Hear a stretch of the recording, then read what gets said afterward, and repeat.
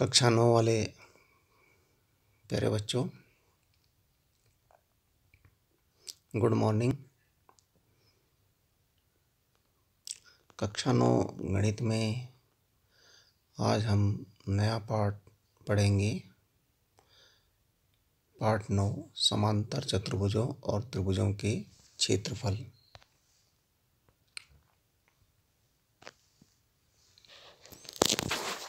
सबसे पहले आपको पता होना चाहिए क्षेत्रफल क्या होता है। किसी आकृति का क्षेत्रफल वह संख्या है जो उस आकृति द्वारा घेरे गए तल के भाग से संबद्ध होती है। मतलब उस आकृति के द्वारा किसी तल पर कितना भाग घेरा गया।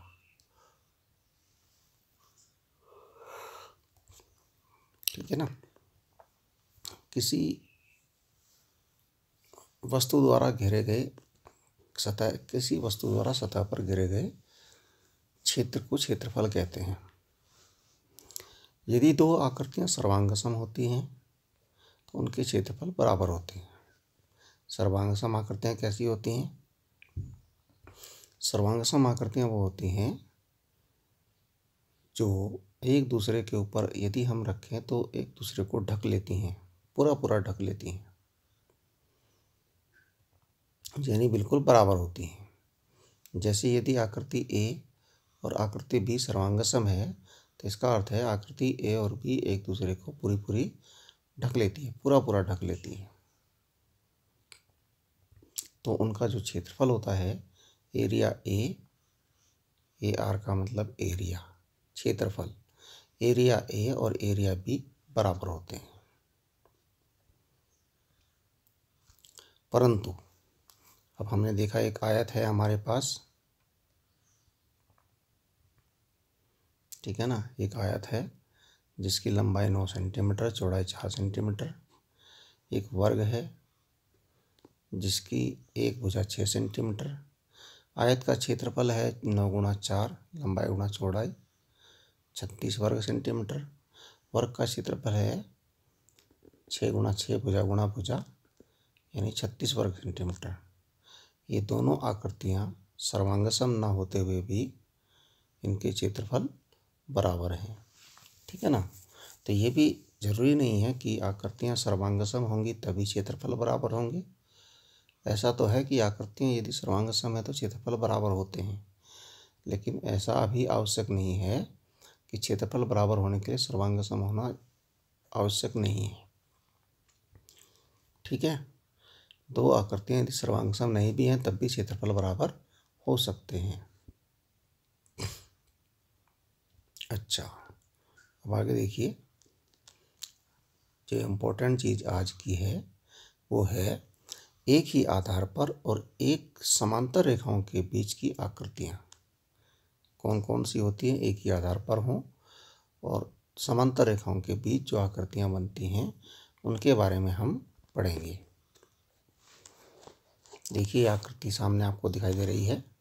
इस आकृति में एक समलंब है ABCD, यह है ABCD, ठीक है ना।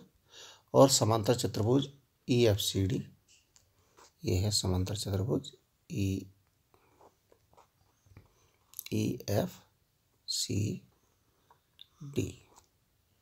ठीक है। इसमें एक भुजा जो DC है, DC भुजा है, वो उभयनिष्ठ है। समलंब की भी है ये और ये समांतर चतुर्भुज EFCD की भी है। तो हम क्या कह सकते हैं? हम कह सकते हैं कि समलंब ABCD व समांतर चतुर्भुज EFCD एक ही आधार DC पर स्थित है, यानी इनका आधार एक ही है। एक ही आधार पर ये दोनों के दोनों आकृतियाँ स्थित हैं। समलंब भी उसी आधार पर है और समांतर चतुर्भुज भी DC आधार पर है। ठीक है। इसी प्रकार दूसरा देखिए।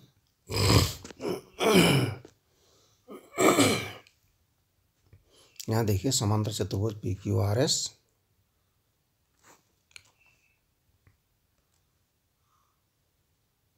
PQRS, और समांतर चतुर्भुज MNRS,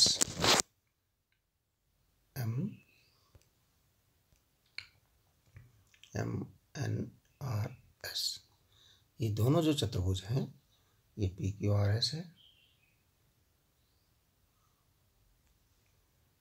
ये दोनों चतुर्भुज एक ही आधार SR पर स्थित हैं। इनका भी उपनिष्ठ भुजा SR है। SR इनकी उपनिष्ठ भुजा है। ये तो इसको हम आधार कहेंगे। और ये दोनों जो चतुर्भुज दोनों आकृतियां हैं एक ही आधार SR पर स्थित हैं। ठीक है। अच्छा, इसके लिए हम क्या कहेंगे? दो त्रिभुज हैं, एक है ABC, एक है DBC। त्रिभुज ABC और त्रिभुज DBC एक ही आधार BC पर स्थित है। इनका आधार भी एक ही है। इनकी उपनिष्ठ भुजा है BC, दोनों त्रिभुजों की है वो। तो इसलिए हम कह सकते हैं कि त्रिभुज ABC और त्रिभुज DBC एक ही आधार BC पर स्थित हैं। इसी प्रकार देखिए अगली आकृति देखिए। यहाँ समांतर चतुर्भुज ABCD है। समांतर चतुर्भुज ABCD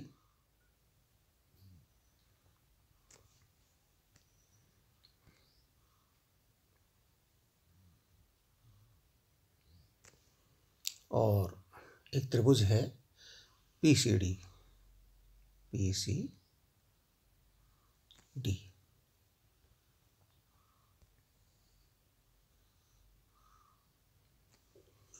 तो इनकी एक उपनिष्ठ भुजा है DC। इसके बारे में हम कह सकते हैं कि समांतर चतुर्भुज ABCD और त्रिभुज PCD एक ही आधार DC पर स्थित हैं। ठीक है ना। तो ये कुछ आकृतियां हैं जो एक ही आधार पर हैं। अच्छा, इस अगली आकृति के बारे में देखिए। ये जो आकृति है आगे, इसमें क्या क्या है? इसमें एक समलंब है ABCD। एक समलंब ABCD है, ABCD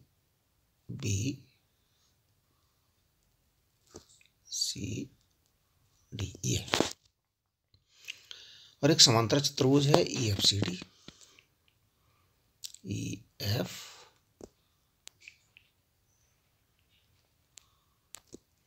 EFCD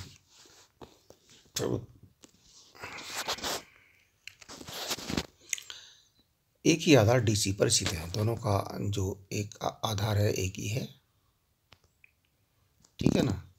एक समलंब है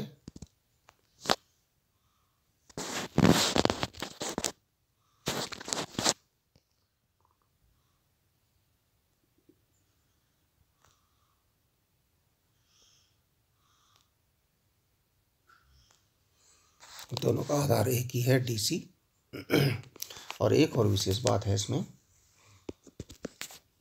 समलंब ABCD में आधार DC के सम्मुख शीर्ष, आधार DC समलंब ABCD में देखिए आधार DC के सम्मुख शीर्ष A और B है। ठीक है ना। और समांतर चतुर्भुज EFCD में आधार DC के सम्मुख शीर्ष E और F हैं। ठीक है। ये सभी जो है एक ही रेखा AF पर स्थित हैं। ठीक है ना। ये बिल्कुल एक ही रेखा पर स्थित हैं। और AF जो है DC के समांतर है, जो कि इनकी आधार थी, आधार के समांतर है। ठीक है ना। तो इस कंडीशन में हम क्या कह सकते हैं कि समलंब ABCD और समांतर चतुर्भुज EFCD एक ही आधार DC पर हैं और दो समांतर रेखाओं के बीच स्थित हैं। यह आकृति ऐसी है जो एक ही आधार और दो समांतर रेखाओं के बीच स्थित हैं, दोनों आकृतियां। ठीक है। अब ऐसे ही यहां पर देखिए, यहां देखिए समांतर चतुर्भुज PQRS, समांतर चतुर्भुज PQRS।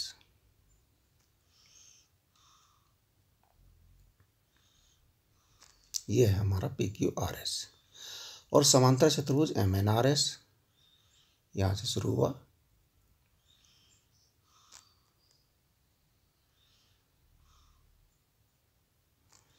ठीक है ना। MNRS, ये आपका MNRS, MN और RS ये। ठीक है ना। दोनों जो चतुर्भुज हैं, दोनों समांतर चतुर्भुज एक ही आधार SR पर स्थित हैं और समांतर रेखाओं SR और PN के समांतर SR और PN के बीच स्थित हैं, जिनमें SR एक आधार है, यानी आधार के समांतर PN है। ठीक है ना। इनके बीच ये स्थित है दोनों आकृतियां। ऐसे आगे देखिए, एक त्रिभुज ABC है, एक त्रिभुज DBC है। त्रिभुज ABC आपको दिख रहा होगा यहाँ, और दूसरा त्रिभुज DBC है। दोनों आकृतियां एक ही आधार BC पर स्थित है और समांतर रेखा BC और AD के बीच स्थित है। ठीक है ना। अब समांतर रेखाओं में देखिए, एक समांतर रेखा, जो दो समांतर रेखाओं में से एक उनकी आधार है, ये ध्यान रहे। ठीक है ना। एक उनकी आधार है जिस पर वो एक ही आधार पर स्थित हैं, तो उसके समांतर ही दूसरी रेखा है। ठीक है ना। तो इस प्रकार की आकृतियों को हमने पहचानना है। यहाँ देखिए, इस वाले में देखिए समांतर चतुर्भुज ABCD आपको दिख रहा होगा, ABCD ये समांतर चतुर्भुज है। और त्रिभुज PCD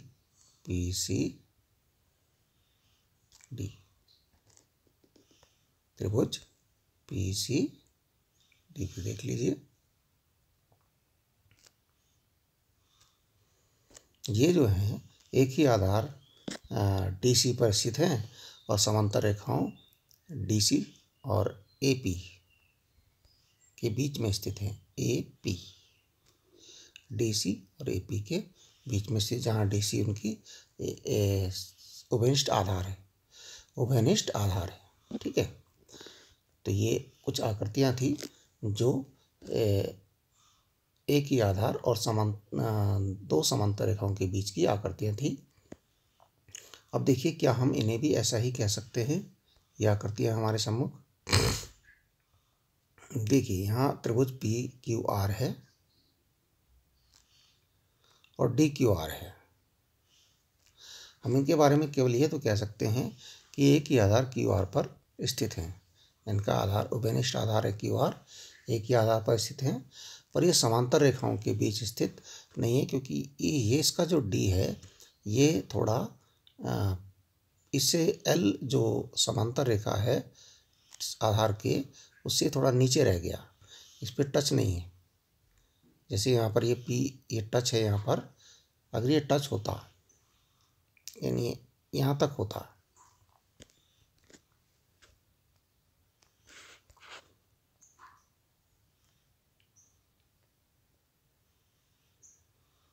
तब यहाँ तक होता और यहाँ तक होता, तब ये समांतर रेखाओं के बीच होता। जैसे हमने ये कंडीशन थी, जैसे यहाँ पर ये कंडीशन है, बिल्कुल दोनों के शीर्ष एक ही लाइन में एक ही सीध में आ रहे हैं एक रेखा पर। यहाँ पर ऐसा नहीं है, थोड़ा शॉर्ट रह गया। ठीक है। इसलिए ये एक ही आधार पर स्थित हैं, लेकिन दो समांतर रेखाओं के बीच स्थित नहीं कहे जाएंगे। ठीक है। दूसरा, अब यहाँ देखिए, ये बिल्कुल दो समांतर रेखाओं के बीच स्थित हैं, लेकिन इनका आधार एक नहीं है। जो ABC का आधार है BC है, और DBE का आधार BE है, यहीं तक है। ठीक है। इनका उभयनिष्ठ आधार नहीं है। ठीक है। ये भी कंडीशन एक ही आधार पर नहीं कही जाएगी। एक ही आधार और दो समांतर रेखाओं के बीच स्थित आकृति नहीं कही जाएगी ये। अच्छा, दूसरा देखिए, यहाँ पर भी कुछ ऐसा ही है। यहाँ एक त्रिभुज है PQRS और एक समांतर चतुर्भुज है PQRS और एक त्रिभुज है ABC। इनका आधार सेम नहीं है। आधार BC है इसका त्रिभुज का, और PQRS का आधार SR है। दो समांतर रेखाओं के बीच में तो हैं, लेकिन आधार सेम नहीं है। इसलिए ये भी वो कंडीशन नहीं है कौन सी, कि दो समांतर रेखाओं के बीच और एक ही आधार वाली कंडीशन वाली आकृति ये नहीं है। ठीक है ना। इस प्रकार से हमें पहचानना है कि उनकी आधार सेम होना चाहिए और वो दो समांतर रेखाओं के बीच में स्थित होना चाहिए, और जो उनका आधार है दो दूसरी समांतर रेखा उस आधार के समांतर होनी चाहिए। ठीक है।